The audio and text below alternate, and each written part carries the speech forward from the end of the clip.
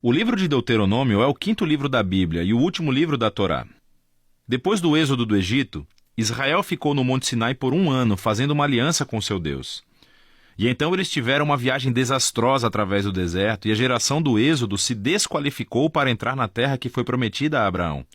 E assim, Deuteronômio começa com Moisés na frente dessa nova geração explicando a Torá. E é a partir daqui que o conceito e a finalidade do livro são revelados.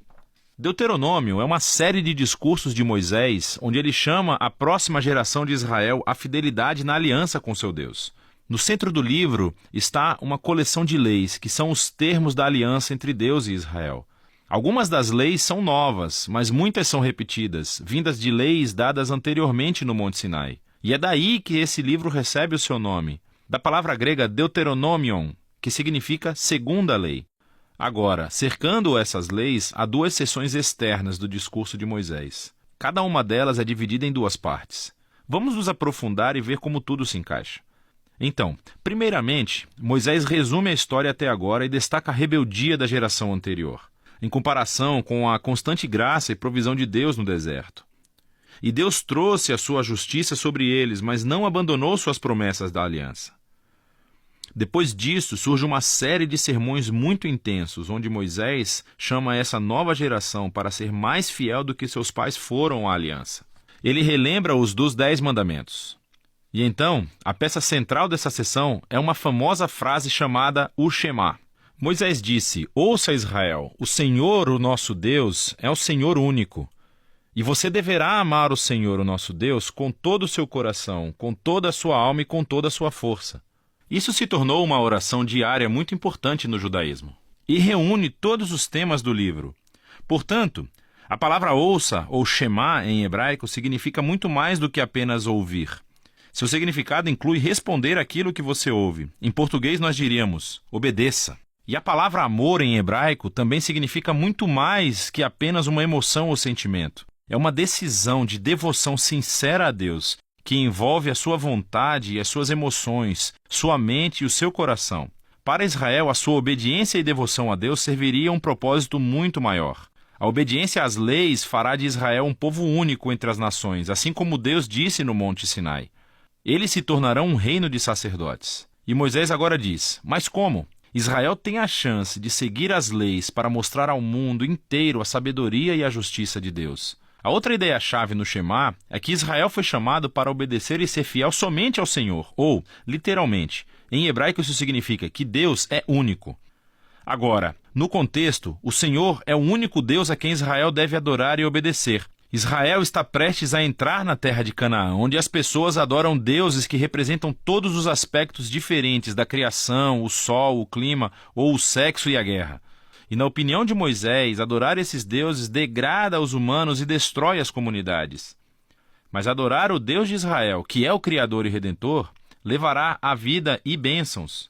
E assim, chegamos à grande coleção de leis no meio do livro, que são organizadas por tópicos. A sessão de abertura é sobre a adoração de Israel ao seu Deus. Eles deveriam ter um templo central, onde somente um Deus seria adorado. E também Deus deveria ser adorado através do cuidado de Israel pelos pobres.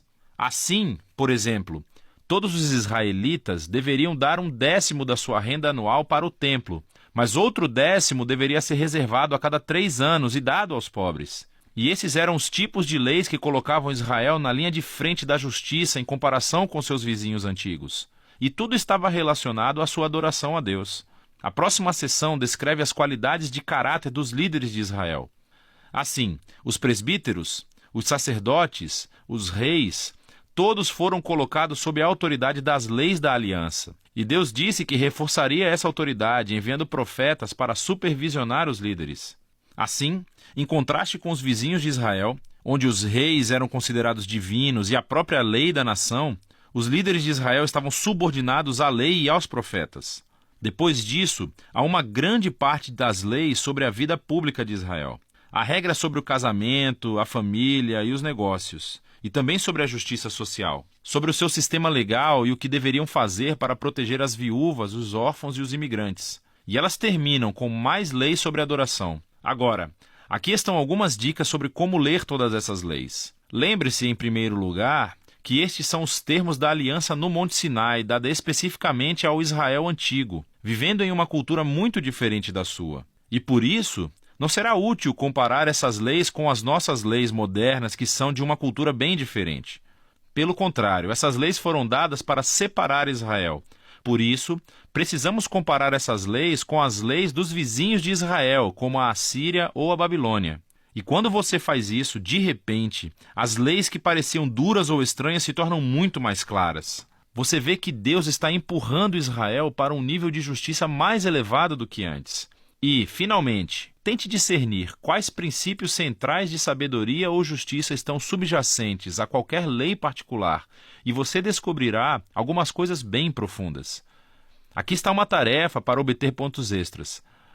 Veja como o apóstolo Paulo faz exatamente isso na primeira carta aos Coríntios, capítulo 9, versículo 9. Ele cita uma lei de Deuteronômio, capítulo 25, versículo 4, que é realmente interessante.